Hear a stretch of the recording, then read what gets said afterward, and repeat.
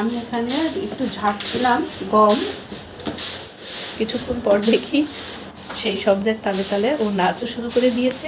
সত্যি বলতে দৃশ্যটা দেখে আমি নিজেই অবাক হয়ে গিয়েছিলাম।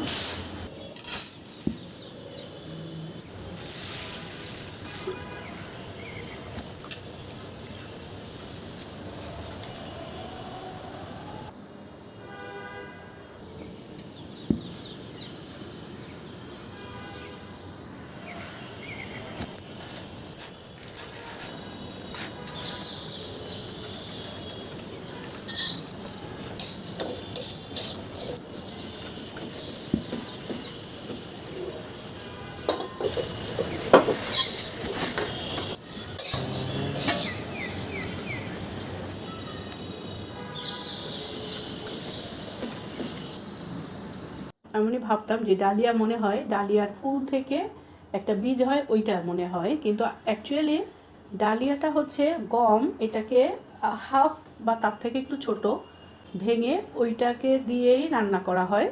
ওইটাই হচ্ছে ডালিয়ার খিচুড়ি, অনেকে গমের খিচুড়িও বলে থাকে।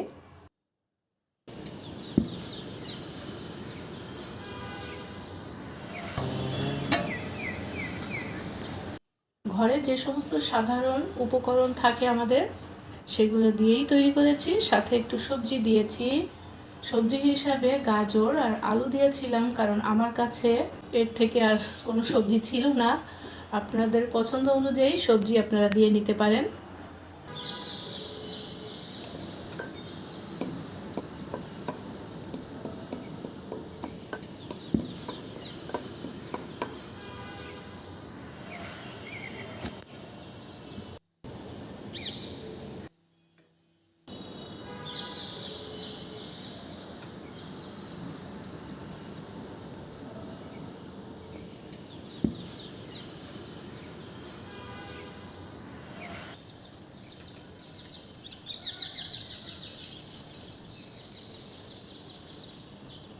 এভাবেই খুব সহজে তৈরি হয়ে গেল স্বাস্থ্যকর ও মজাদার ডালিয়ার খিচুড়ি।